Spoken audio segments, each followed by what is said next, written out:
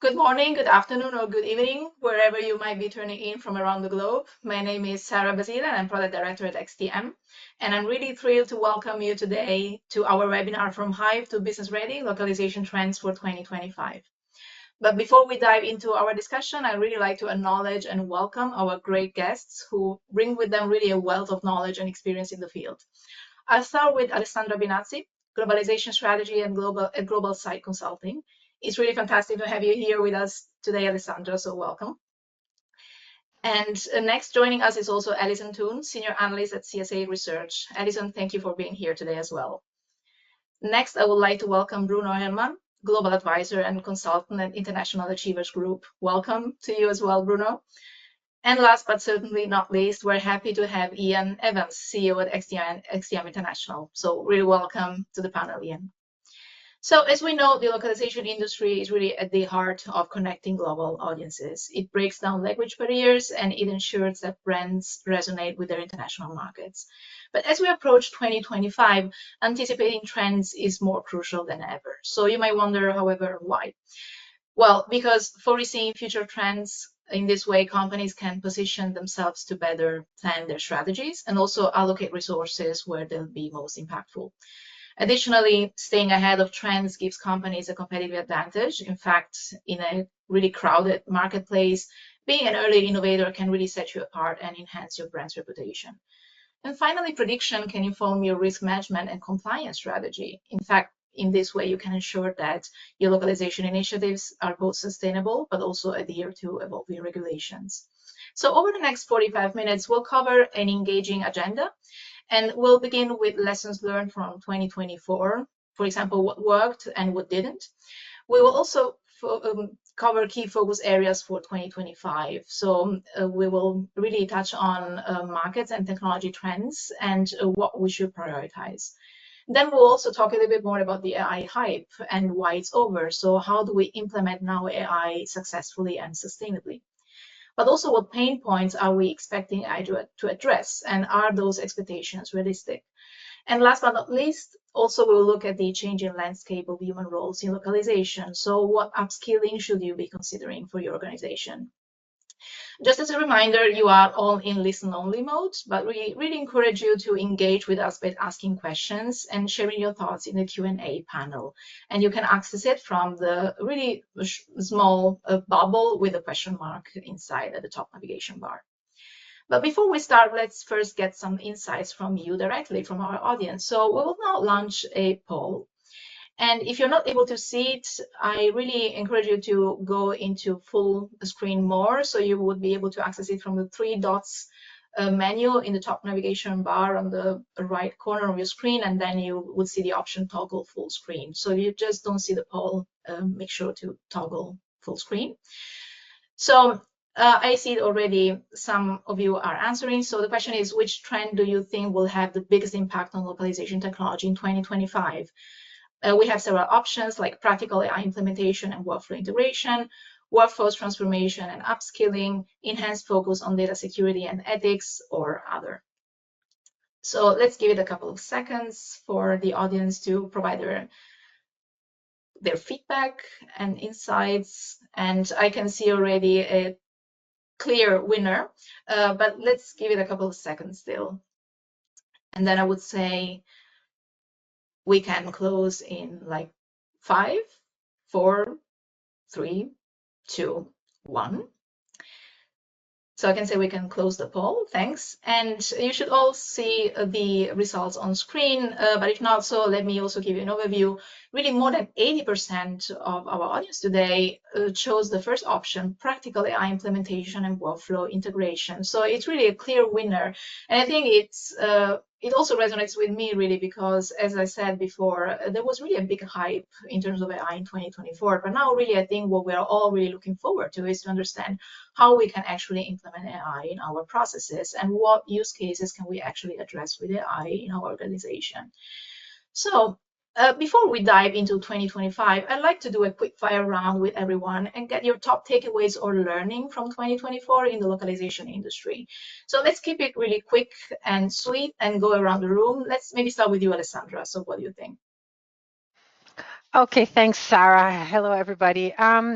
Yeah, 2024, from what I've seen, was really the year of POC and pilots. This is a time where most organizations really experimented, or more than experimented, really tried out these new technologies to try and keep up with the learning curve that is quite steep.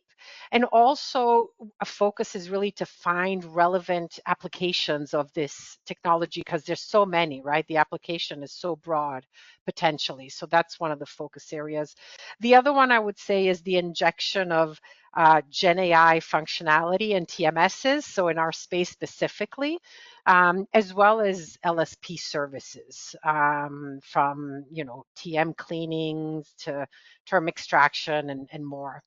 And finally, something that surprised me a little bit was a very big discrepancy or disconnect in the perception of the impact that AI is having. So I see on the one hand, enterprises or organizations very excited about the benefits of AI. And on the other hand, I see language professionals that are seeing their work, their volume of work decreasing significantly, and also they're unsure of how to reskill. So what to do from here. Well, that's a very interesting point. Thank you, Alessandra, because we also said before, like the upskilling or reskilling, this has really been a big topic since 2024. So, Alison, what do you think about that? What are your key takeaways? Yeah, I would echo the same things. Really, what we saw last year was a lot of excitement about what AI is and what it can really do. So starting to look at really solid use cases for it, and at the same time, still a lot of fear from people, worried about their own jobs, and also, will we have enough human language experts in the future, because they're starting to think, oh, there's no need for translators or interpreters because AI can do everything. Well, it can't. So there's concern in the industry about having new people coming up. Definitely a move from the hype of the previous year into reality, and what AI can actually do and how it fits in with other tools and processes. And on a personal note, I noticed that there's a lot of new people in the industry, which is a really good thing. Thank you, Alison. Well, localization is an industry of inclusion. I think that's always been like that. So I think it's just we're just following the trend, right? And you made also a very interesting point about the hype. So you, Bruno, also talked a lot about AI being a hype and also how we can really operationalize it. So what do you think about that? What are your key takeaways from last year? Yes, sure. First of all, hello everyone, and thanks for the invitation. So yeah, last year for me was, first of all, it was a year of challenges. Challenges related to how to operationalize AI in a value-driven way or in a relevant way, as Alessandra just said. And I would say in those challenges, there was, one challenge that really came up very often, which was how to ensure awareness and readiness in organizations to be able to deliver the effectiveness promise that AI and generative AI is supposed to bring. But it was also a year of opportunities, opportunities to elevate and integrate and celebrate eventually localization operations, localization strategies in global content operations. This is a topic that I've seen personally for many years. Sometimes, it is well accepted, sometimes not. But I think it was really good to see pushed to some extent by AI and generative AI to push this elevation integration in global content operations with a number of benefits. And the third point I would like to call out for this review of 2024 is the infusion of generative AI in ecosystems. Probably we'll talk more about ecosystems later on, but this infusion of Gen AI was mostly focused, at least from my standpoint, focused on how to complement and how to supplement existing components of these ecosystems, which might be a TMS, which might be an MT. So these are the 3 points. Thank you, Bruno. And well, now as you talked about ecosystems or TMSs, then I just have to ask you, Ian. So what do you think about that, and what are your key takeaways from last year? Yeah, 24 was an interesting year. It started off with every conference scratching heads about where AI would be and what it would do and how it would change everything. It was quite academic. There was a lot of academic theory behind it. What I liked about the sort of the speed at which AI is impacting us is we got to practical use cases. And once we started getting practical use cases, we could start to see the value.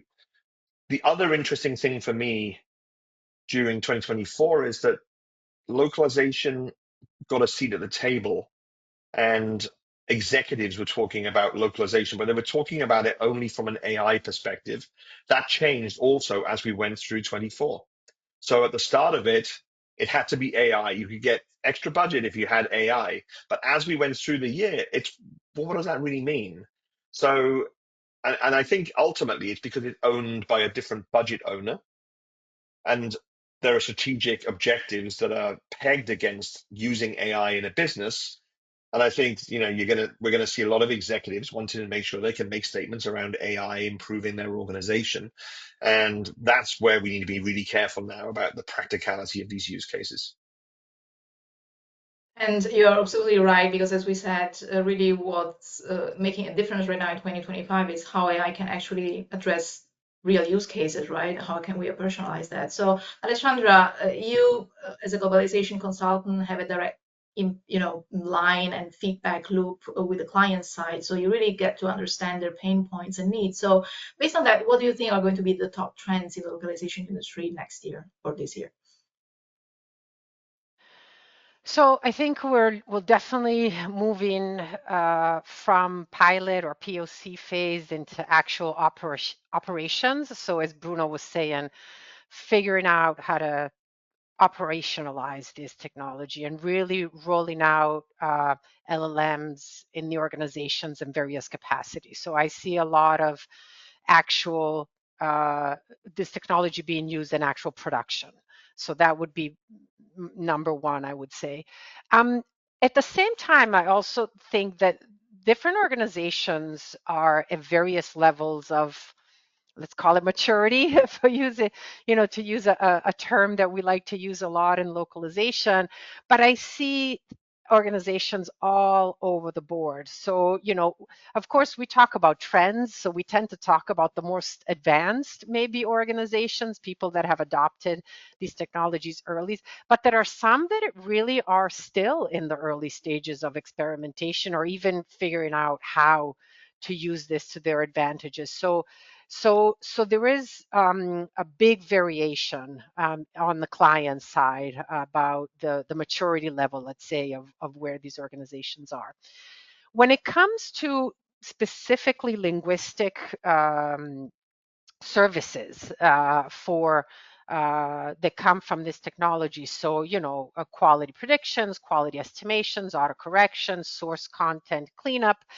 These are this is functionality that now we have almost at our fingertips. TMSs are offering this a lot. As I said, LSPs can also help here. So organizations are actually implementing or already have in production some of this functionality. And one big challenge and goal for this year for many organizations is being able to control or tweak the output of these LLMs to really base them on the organization's tone of voice, style, and brand guidelines, which is really key. And in this area, I would say that here within organizations, finally, localization is seen as a function that has the competency and the data and the tool to actually support the organization in these efforts. While before we were, usually seen as a satellite function, I think for this goal, we are really taking a front seat more than anybody else in the organization. Well, that's nice. So it sounds like now finally like localization like departments are finally kind of elevating themselves, right? So it's really nice to hear. Yeah, And you people are coming also, to us instead of us yeah, going to right. them and begging. Yeah. Finally. And you also mentioned very often the concept of quality, right? So quality estimation, source improvement. So it sounds like, okay, AI, Gen AI, and the speed, but also the quality piece also, and how it can, the output can be adjusted to the organizational brand and style and tone of voice. So I really hear that the focus on quality is really becoming bigger and bigger. So Alison, from your perspective, you also have this direct line to businesses in the language technology space. So what are you hearing from your customers for the upcoming year?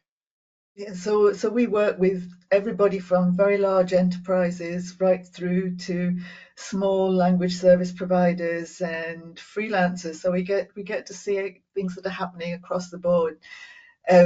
But very much it's less about the hype and more about practical and replicable use cases. And what people are looking for is case studies to show them how AI can actually be used within their organization, within their workflow, within their TMS, and how it all fits together. But we're also seeing a real change in focus from in terms of quality management, from counting spelling errors through to real risk management as it applies to language and content. So taking a look from higher up to help evaluate which types of content should be processed through large language models, machine translation, human review, purely human translation, and being able to design those workflows. So risk management as it applies to translation and content management. You still need those operational metrics, but it's a change in how people are looking at it. And foundational to all that is understanding what content you're producing, who you're producing it for, what needs to happen to it. And so we're hearing a lot about content audits, people being really encouraged by this move in technology to do things that they've been ignoring for a long time, like cleaning up their translation memories, making sure that they've got style guides, making sure that they've got good terminology with not just word lists, but with the metadata that goes with it. So all of those resources that they really have a wealth of in their TMS are now proving to be very useful for training and enhancing large language models as part of that overall infrastructure. That's really great to hear also, because that's also what we hear from customers, right? So it's like these language assets that are kind of repurposed right now in this Gen AI area. So really interesting. And we also talked about the hype, right? So now it's more about practice, as you said, and replicable use cases. So Bruno, you also have talked a lot also in several talks that I have attended, that really the main challenge really when it comes to LLMs in particular is adoption. So in your opinion, what do companies need to do in 2025 and beyond to really understand what LLMs can do, but also cannot do for them? So how can they really operationalize it successfully? Yeah, sure. Well, first of all, I would say that I'm mostly working with clients on the client side, so large enterprises, but also startups. So probably what I'm going to say might not be totally relevant for suppliers, but I would start by saying that it's really essential to build, evaluate, and implement LLMs, but also generative AI in general, to realize value as the main goal. I think that, and this is related to the hype that we just touched on. I think that obviously many people might be excited about, about creating the best models and creating, the most powerful, the most accurate model. But at the end of the day, it's the value that needs to be created. And I keep saying that, there are some SLMs, so small language models, that are more, I would say, relevant or more value driven than LLMs. So it really depends. It doesn't have to be a one size fits all or just a single approach.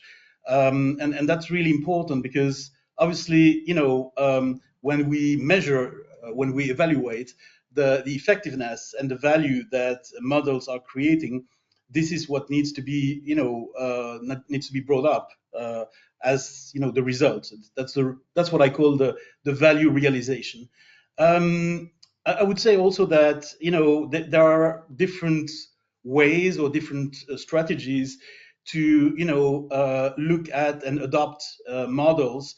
Which is, of course, the first one, which is to build, buy, or partner to get some models, but also to leverage open source models. And I think, of course, now there is a lot of discussion about open source since our Chinese friends just released some great news on their side. But open source for me is going to be a real trend this year for a number of reasons, not just cost, but also agility and accuracy, specifically in the life science industry where I spent most of my time.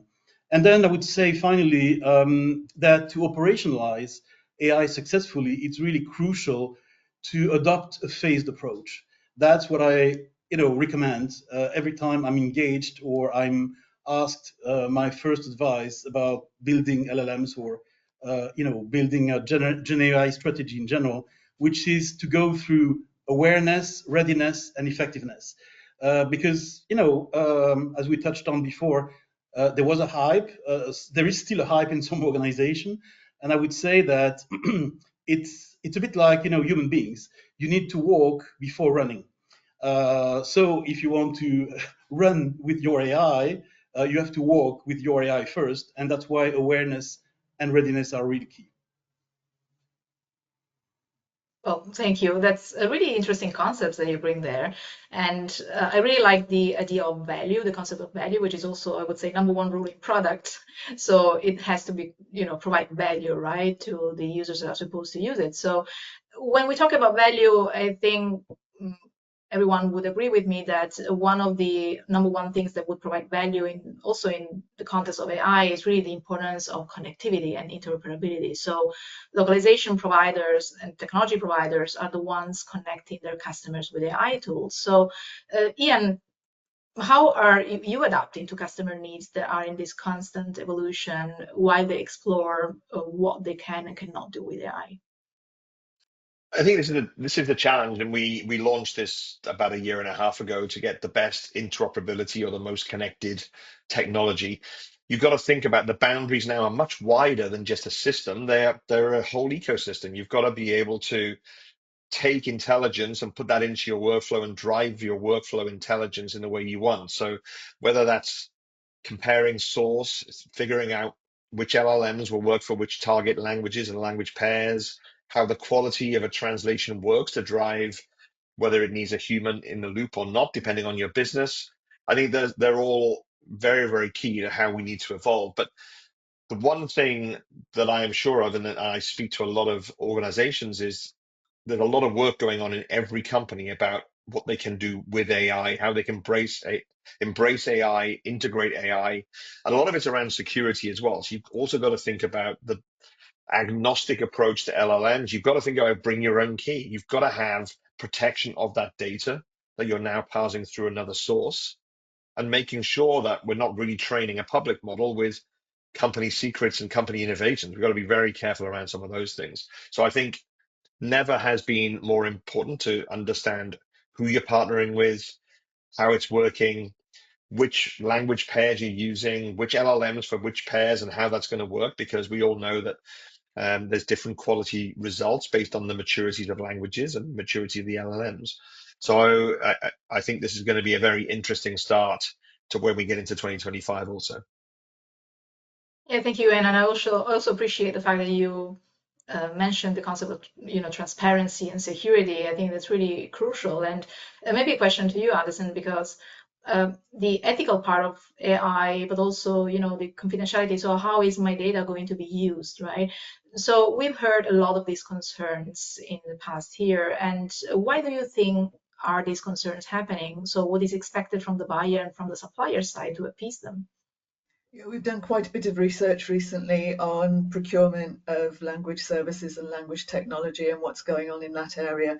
And there is a huge increase in what organizations are asking technology suppliers and language service providers about security. So it's data privacy, it's security processes, it's data residency, it's the provenance of that data, knowing where it's come from and knowing what you're going to do with any data they put into the systems. Whereas a few years ago, it used to be just one box to check off. You know, are you secure? Now you get 50 to 100 page questionnaires about all of the information security to go through when you're a provider to a large enterprise. So there is a lot of concern, and LSPs and technology providers have to be ready to answer all those questions.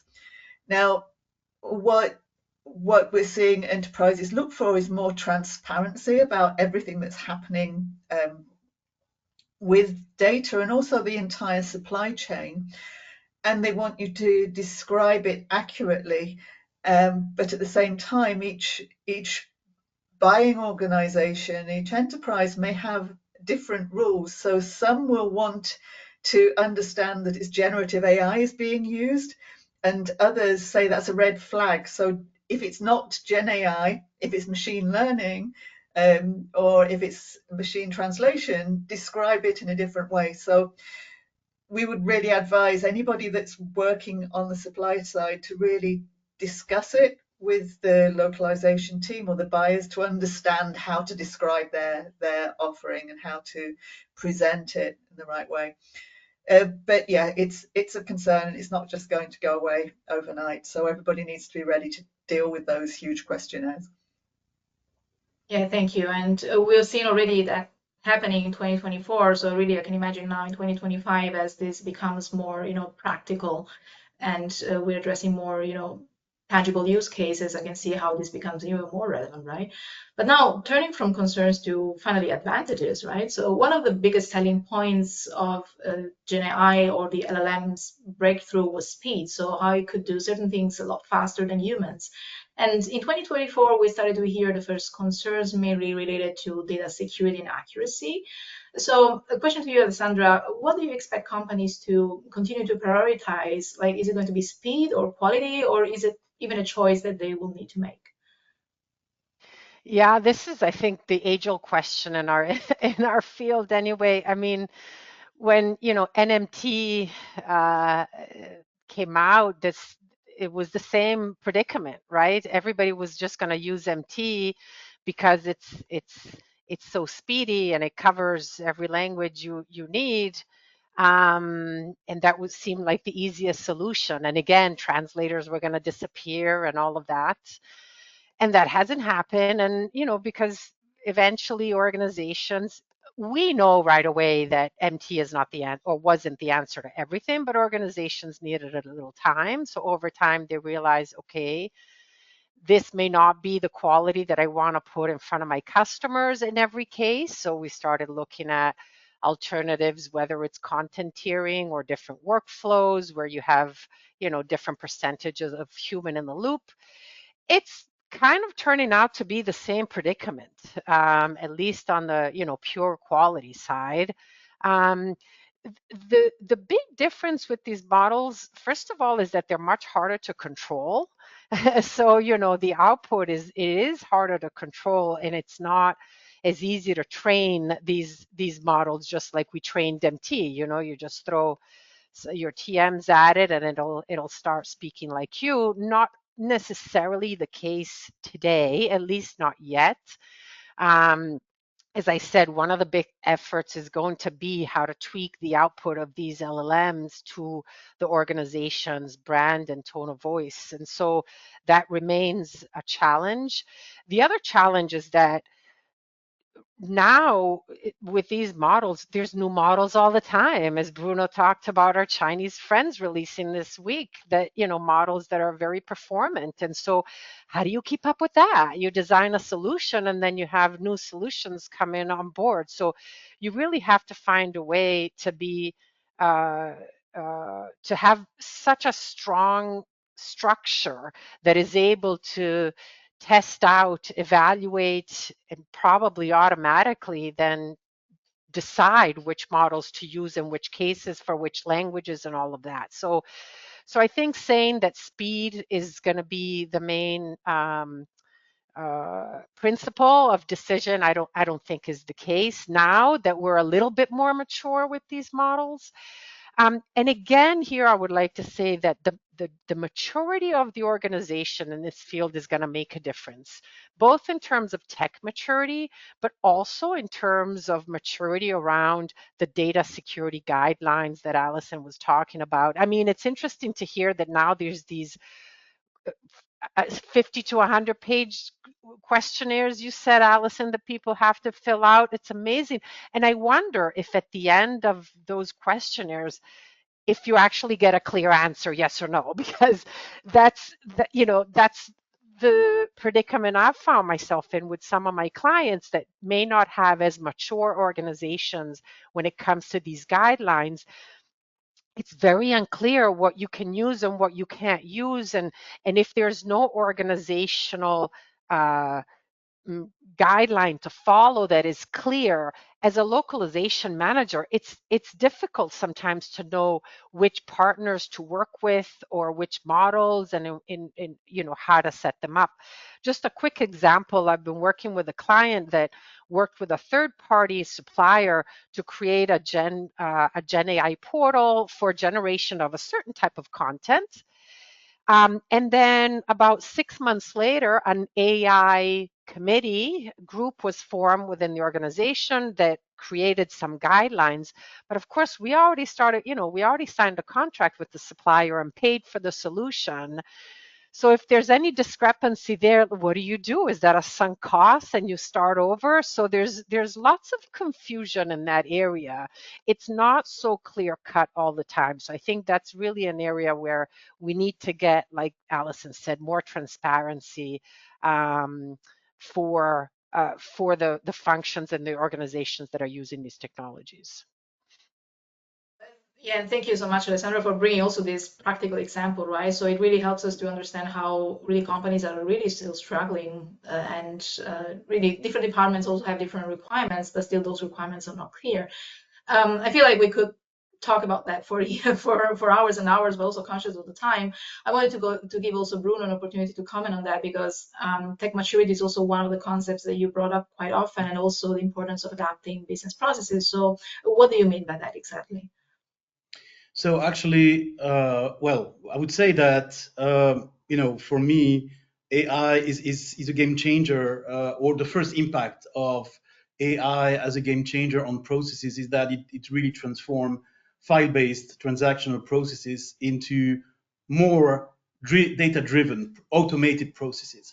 And just to circle back on what Alessandra said, I think it really depends indeed on the maturity of the organization, because some organizations have some very complex processes. Some organizations have only, a handful of processes which are pretty basic. So I would say that this aspect, moving from files to data, is really key to understand what generative AI can do first, but also to make sure that it creates value. So that's the first point. The other point I would like to make is related to, AI. The impact of AI as a potential, I say potential, alternative to existing processes. And if it is an alternative for some processes, we need to find out to what extent it can be an alternative to existing processes, whether it's for multilingual content management or language management. Some of the questions that I was facing last year were, can you tell us if generative AI can replace localization with some native content creation in German, Spanish, etc.?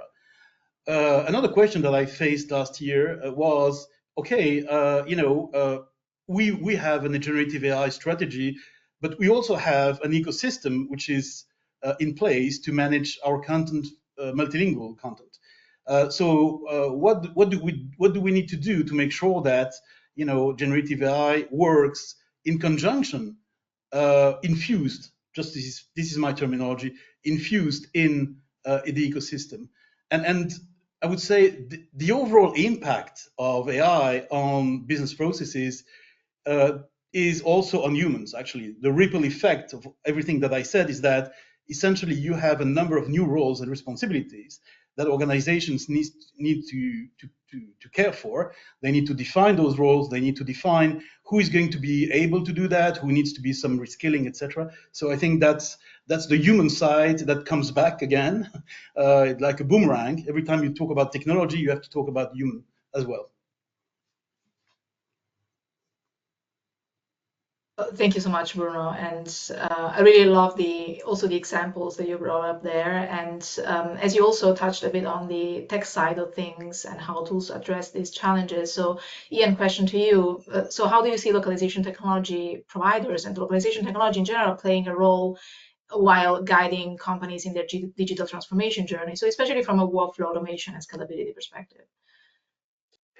Yeah, I think when you look at this sort of, I mean, this kind of speaks to my end-to-end process. I think localization and translation becomes content creation to publication and everything in between. And it's got to be omni-channel. We've used the word omni-channel in marketing for years, but actually localization is omni-channel as well. Then do PDFs carry on existing in the next 5 years, or are they video?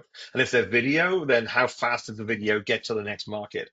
But I also do think, I mean, some great points that have been raised. I don't even know how to speak to all of these points that have been raised at the moment, but that workflow needs to be intelligent.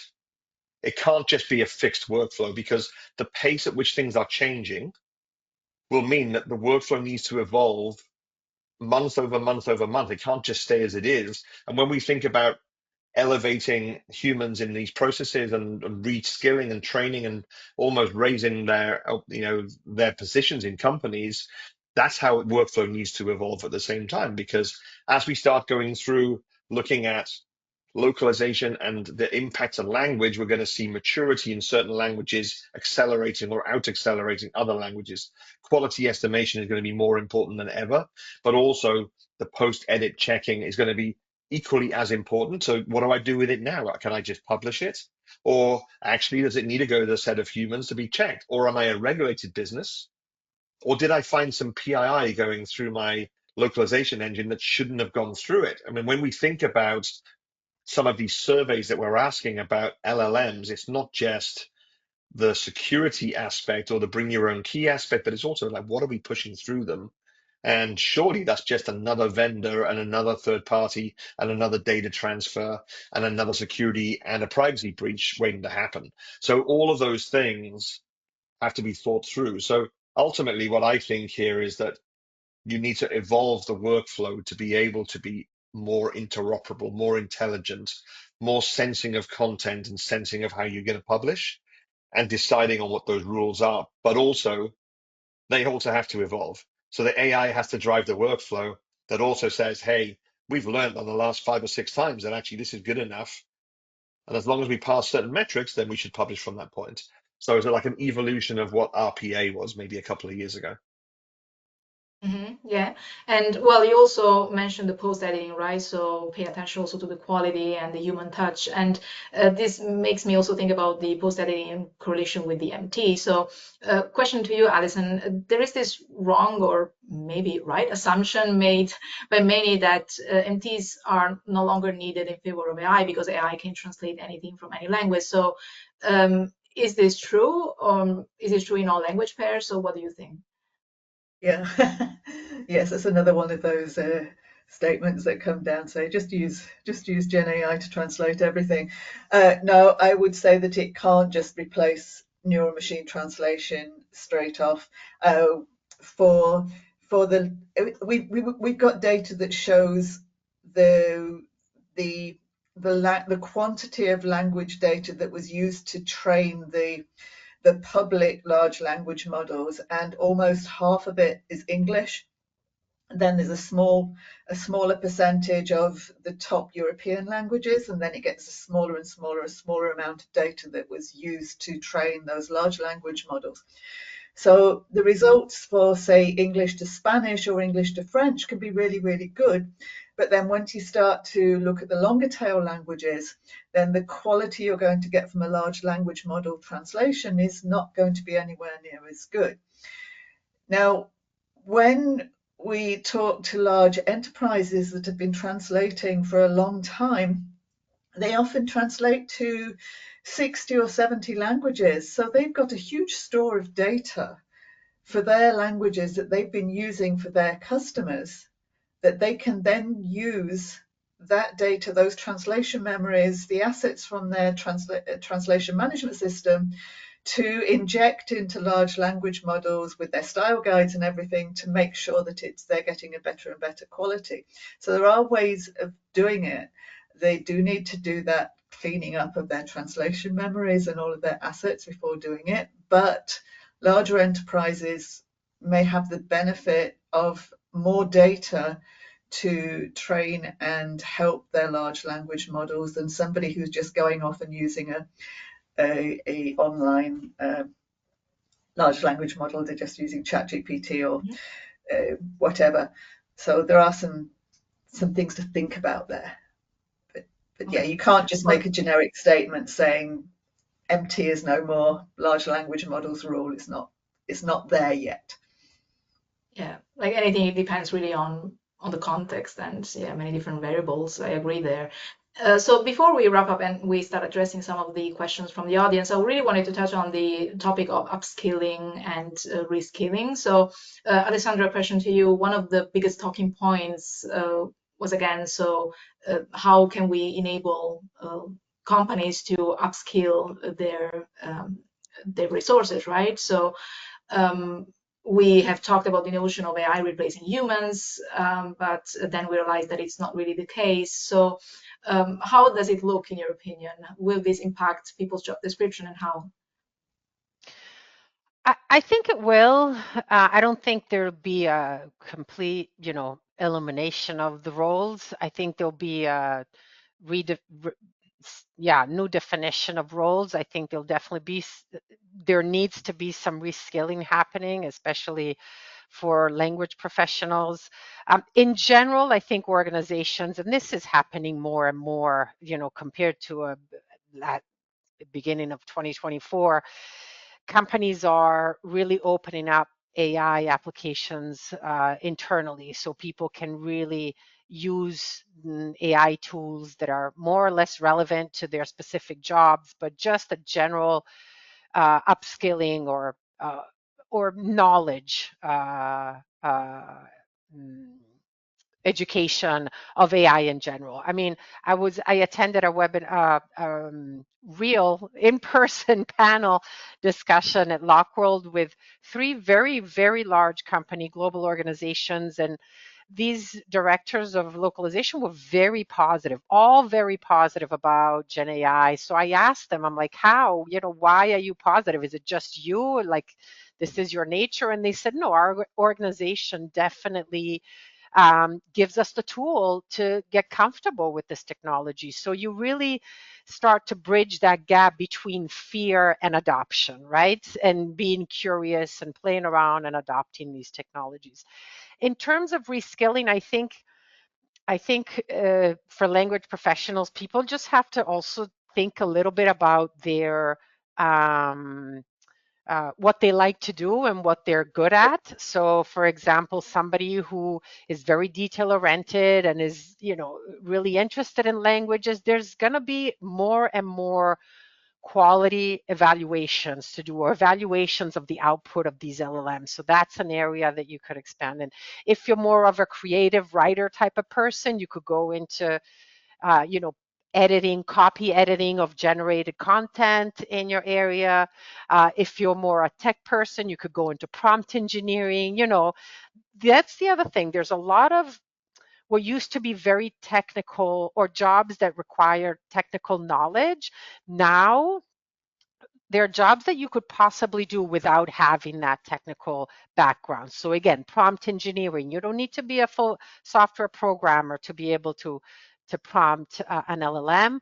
I've seen a lot of people transition from localization PM to project managing some Gen AI projects or AI projects in general. So I think some of these transitions are possible. We just have to be willing and open to find our new path, let's say. Well, great insights. And Bruno, what's your take on that? So what would be your suggestion for business leaders who are trying to upskill their workforce? Yeah, I mean, based on my experience with the creation of training program regarding, language management with AI in the picture, I would say that for me the foundational training should be in asset and language data management. As Alessandra just said, there are a number of people, depending on their profile, who might be really interested in knowing more about how to manage data, language data for that matter here. But of course, it can be, it can be also people who are more technical indeed and who might be more involved in multilingual asset management, which are assets management, well, multilingual assets are actually needed to create language data in many organizations. So that's another type of role that could be attractive for some people. And then in addition to this foundational training, I would indeed recommend training sessions on prompt engineering and model training. But I would certainly also advise creating three groups of people: the heavy users, the practitioners, and the leaders. Because depending on who you are talking to, a person might need to know a lot about generative AI and data management, or a person just needs to just needs to know how to use those concepts strategically, and that could be applicable to leaders and not so much on heavy users. And the other thing that I would certainly preach for, and I know it's not an easy topic to defend in some organizations, but last year I was working with two organizations where I managed to make people from two different groups work together: the data scientist on one side and the language experts on the other side, so the linguist. And I think that's really, for me, something I would like to see more this year, not for myself, but for the effectiveness of generative AI, which is, the collaboration, the close collaboration between the data experts, and these are the data scientists on one side, and on the other side, the linguists, who are the language experts. I think those two sets of expertise are really key. But whatever the program is, whatever the training is, it should cover for me three things at all times. It is the new tool sets, the new skill sets, and the new mindsets. Three very important sets. So I probably will reuse that if you allow us to do so. It's a really nice slogan. And I think what you described there is a true people-centric approach to upskilling. So a really great listening to that. Thank you. And talking about people-centric, on the other hand, Ian, you've often mentioned the importance of being customer-centric. So one of the biggest advantages of using AI and AI technology in general, or LMs, is how it can improve customer experience and personalization. So what role does localization technology play in this? I mean, for us, we're always looking at innovating in a safe way to give solutions to our customers.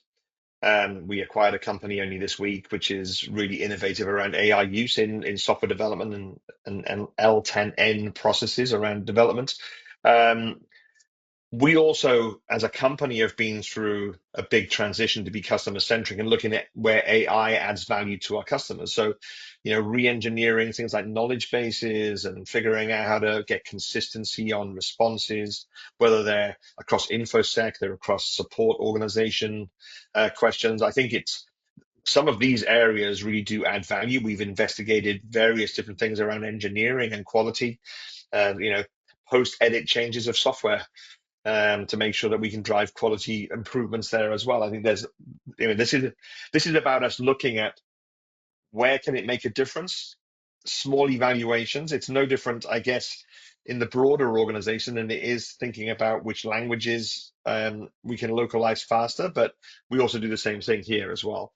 From our perspective, though, in terms of a product roadmap, our customers need to also drive on that roadmap where AI can work, because there's no point in pushing the boundary too far, because organizations won't be able to adopt. So we'll end up spending a whole, many cycles of our engineering efforts in things that can't be utilized.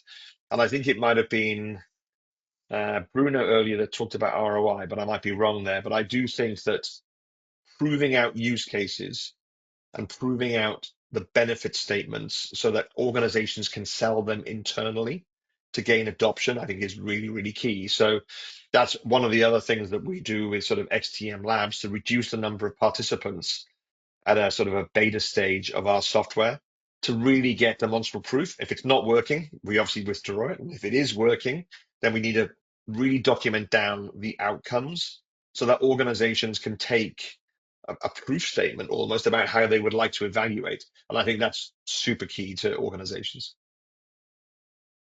Really interesting points. Thank you, Ian.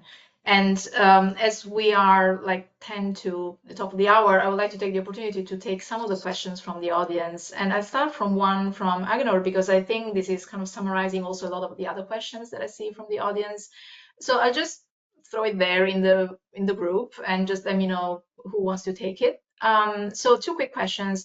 Why do you think we still don't have a document level editing of translation in popular CAT tools and still stick to the segment level? So let's start with this one, because then there's a second one. Who wants to take it? I can start, and I'm sure others have got comments on it as well. Yeah, this is something that we've been talking about for a while. The CAT tools are still, they're the same way as they are when they were first built. And back in the day, there was a lot of restrictions on computing power that don't really exist today. But because it's been a fundamental building block, the segment, it's built into every CAT tool, every TMS, every process for machine translation even, it's still there. So at some point, there will be a change we expect in how translation management systems or workflows look at that whole mass of content.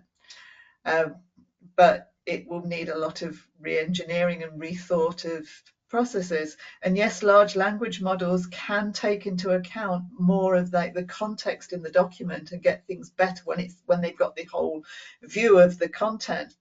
And we're always talking about context in the localization industry, and that applies to large language models as well, being able to do that translation automatically. But at the moment, you can apply large language models to a document, maybe after translation, to make sure it's all consistent. It's what we're calling the translation adjacent tasks when you're looking at something in a bit more of the context than the segments. But yes, maybe it's a question for Ian about segment-based translation management systems. Yeah, I think it's interesting. We've been talking about this for the last couple of weeks, and I think historically they are segment based, and XTM isn't confined to a segment. But the challenge is actually you find the humans that are evaluating always think back down to a string or a segment, a small segment, and it's very hard for their processes, which are sort of human processes, to try to figure this out, where they could actually be parsing much larger sets of data and much larger files. So I agree. I think that is something that does need to evolve, and it probably did exist because of compute power and typically in the older sort of style CAT tools, you're taking segments or bits of document offline, you're manipulating them, and then you're trying to bring those all back together again. And I can see why you would have done it years ago, but actually with online systems, that problem actually does go away. So true and so complex. I think this is such a controversial topic. And before I address the next question, I'll just run the final poll. So you can just take your time and answer this question, but I won't stop now, so we'll still keep addressing the next questions in the Q&A. The second part was none of the existing LLM-based technology is free of hallucinations, yet many workflows aim at removing human review completely. Do you see the level of acceptable risk lowering for customers? Who wants to take that?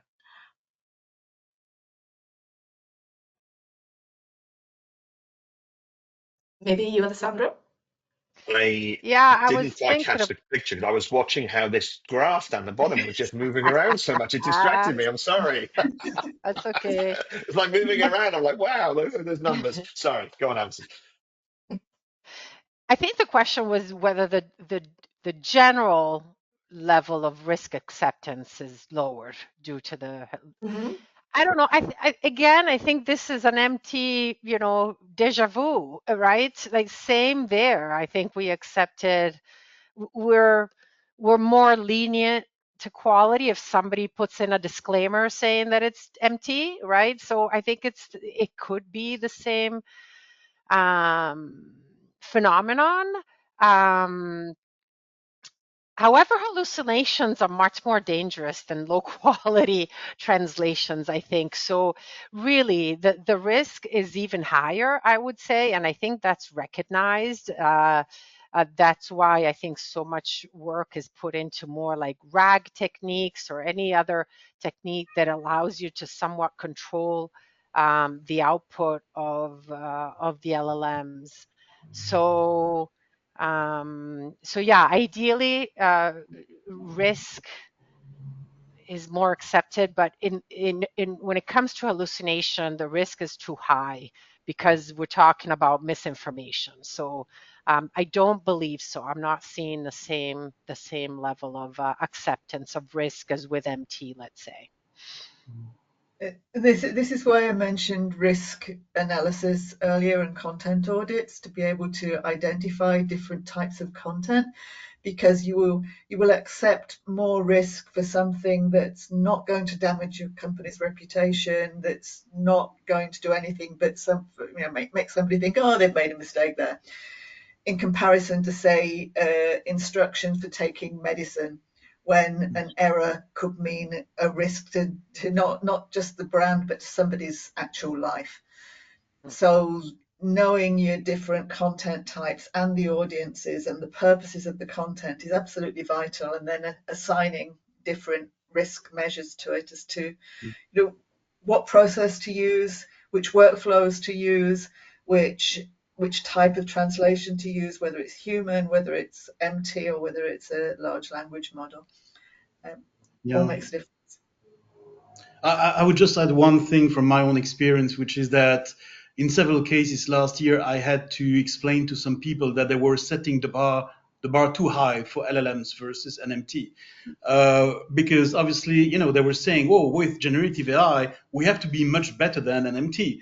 I said, no, I mean, it's not that simple. And it was coming mostly from people who didn't even know that the effectiveness of an LLM was depending on the actual quality of data, training data. So they were not making the connection between the LLM and the training data. But that's a different story. But I think that in terms of evaluation, I always recommend to include two major indicators, which is accuracy and trustworthiness.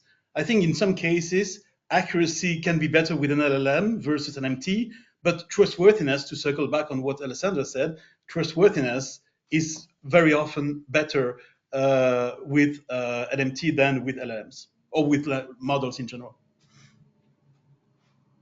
Well, thank you so Just much, everyone, remember, for chiming in. Yeah. so just Yeah, go remember, ahead. humans can make mistakes too. Indeed. And Yeah, thank you but so much then we're for chiming accountable in, for the everyone. mistake. That's the big difference. That is true. That We is get so true. blamed. Let's That is not true. open that can of worm of the accountability Yeah, on the not LLM wanting side, it. right? So we might need the next webinar just on that, right? So, but I like the fact that this question sparked so much interest from every speaker, and we do have time for one very final question, really in the group. Let's imagine we are here in 12 months' time. So, what do you think we're going to talk about as what really made a hype in 2025? What are going to be the top key takeaways from the previous year? So, just 3 words each. Let's start from Alessandra. Okay. AI agents to make, operability or facilitate operations. fine-tuning LLM's output to comply with tone of voice and style of organization, and then new roles. I hope we actually hear about actual real new roles and not just hypotheticals. So let's see. See you then. Thank you. Alison. Yeah, I would say what Alessandra said, agents are going to be big, but remembering that you may have all of these nuggets of AI code around the place, you still need the logic and somebody who knows what it's doing to make sure it's all under control. Another topic will be automated quality estimation and automated post editing and where it does and does not work.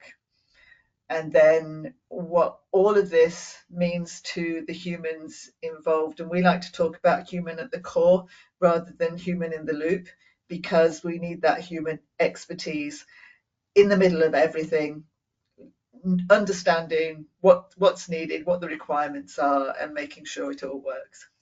So those are my three. Thank you, Alison. So top 3 keywords from you, Bruno. Value, effectiveness, and open source. So 4 words, sorry. Nice, short and sweet. Thank you. What about you, Ian? Abstraction, the choice to choose whatever you need by whatever pair you need, by whatever flexibility you need. I think everybody needs to be empowered to make those choices. Actionable outcomes from the AI that allow you to drive intelligence into your business, and evidence that it works. I think everybody's going to need evidence. Nice. So thank you so much. And with that, I would conclude today's webinar. Thank you so much for really being with us today, to all speakers. It was really a very insightful conversation. I just would like to mention to the audience that we will address the remaining questions offline, so stay put. And the recording will also be shared in a follow-up email. So thank you again so much, and hopefully see you soon.